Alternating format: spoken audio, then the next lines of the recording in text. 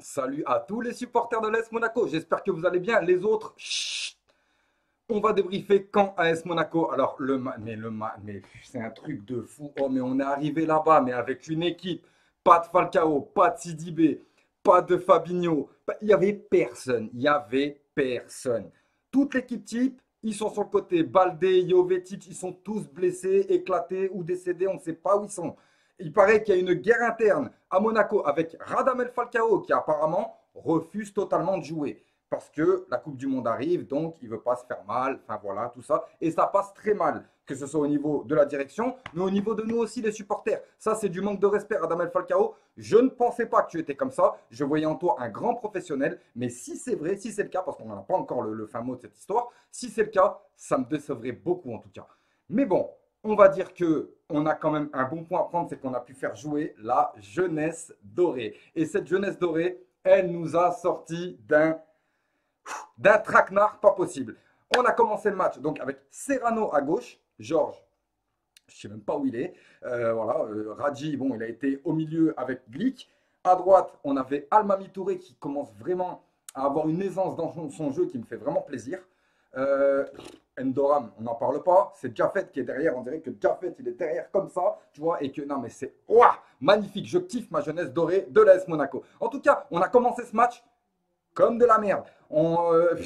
Comme des autres matchs, on commence à se faire allumer, on commence à se faire amener sur les côtés, on n'arrive pas à rentrer dans le match, mais, au bout de 7 ou 8 minutes, on voit un Monaco qui petit à petit commence à rentrer dans le match et avec une action magnifique, une magnifique transversale de Silla pour Moutinho qui la récupère et qui envoie une passe, c'est même pas de l'or, c'est du platine, à Yuri Tillmans. Yuri Tillmans part sur le poteau, elle revient. Qui c'est qui se trouve là?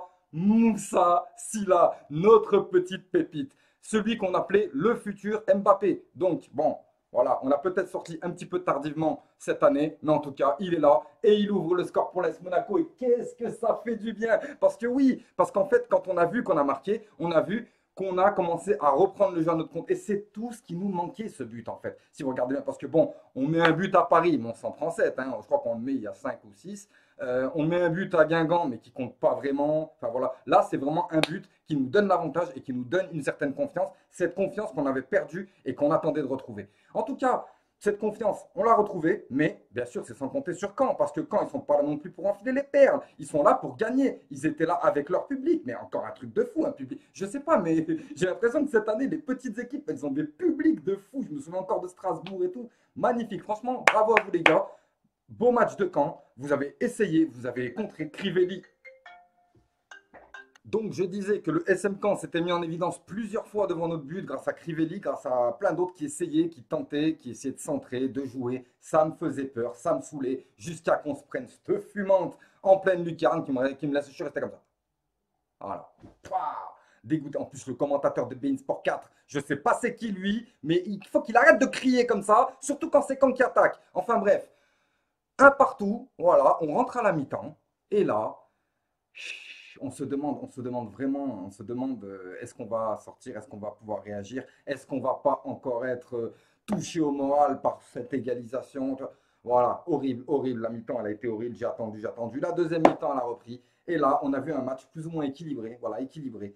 Grâce à de nos très bons jeunes. Franchement, j'ai absolument rien à dire sur nos jeunes. Rien à dire. Ils ont tous bien joué. Ils ont tous fait leur travail. Voilà. Que ce soit Ndoram, que ce soit Touré, que ce soit Serrano, ça me fait plaisir pour ceux qui ont eu leur première titularisation en Ligue 1.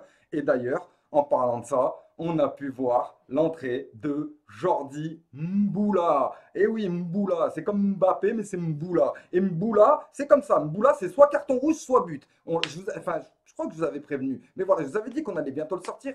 On l'a sorti. On l'a sorti, on l'a fait rentrer. Et en même temps, on a fait rentrer Rachid Ghezal. Ben oui, GR7, forcément. Petite danse un petit peu. Donc il est rentré, il a dansé un petit peu avec les canets, tranquillement. Voilà. Il a commencé à faire vaciller un petit peu la défense avec Mboula à gauche et Ghezal à droite. Voilà, ça tournait. Et une fois que la défense, tu vois, elle était bien malaxée, tu vois, et ben là, on a mis un pétron au milieu, le coup ici, là, bam! doublé de Moussa Sylla. Doublé de Moussa Sylla. Ça a été une soirée, je croyais que ça allait être une catastrophe. Elle s'est finie de la plus belle manière, avec un doublé de notre pépite Moussa Sylla. Falcao, attention, hein. Ah bah, moi je dis, attention. Voilà, parce que Moussa, nous on l'aime bien maintenant, hein. Voilà, donc premier doublé pour Moussa Sylla.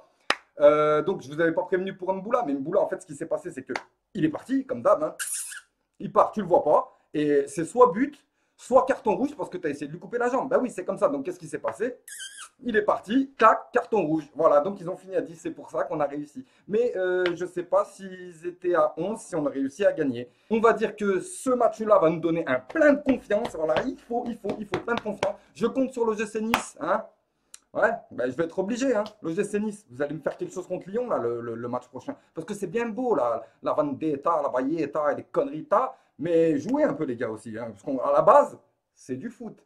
Bref, je vais encore obligé de parler, je vais être obligé de parler de la prestation de Thomas Lemar. Parce que je veux bien que Falcao soit montré du doigt pour sa prestation à Amiens, mais ce serait bien aussi de montrer du doigt la prestation de Thomas Lemar. Parce que Thomas Lemar, moi je commence vraiment à me faire du souci pour toi. Parce que la Coupe du Monde, elle va te passer là, mon ami. Ah ouais, non, mais c'est un truc de fou. Dimitri Payet, il dort pas en ce moment. Et je te rappelle que c'est avec lui que tu es en concurrence, plus ou moins.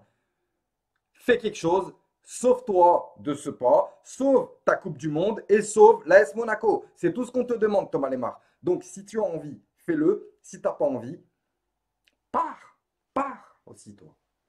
Et un dernier mot pour mes amis de Monaco-Normandie. Donc Monaco-Normandie, Mounégou-Normandie. J'espère que vous avez passé un bon anniversaire pour fêter vos 10 ans. Que vous avez eu une belle soirée, ça on en est tous sûrs. Et que vous avez bien fini tout ça. Gros big up à vous. N'oubliez pas Mounégou-Normandie les gars. Ah, moi je crois qu'on a fait le tour, hein. Bon, mis à part la rentrée de Pellegrini, il n'a pas pu vraiment montrer tout ce qu'il savait faire dans quelques minutes. Donc bon, il a quand même contribué. Il était là lorsque Sylla a marqué le deuxième.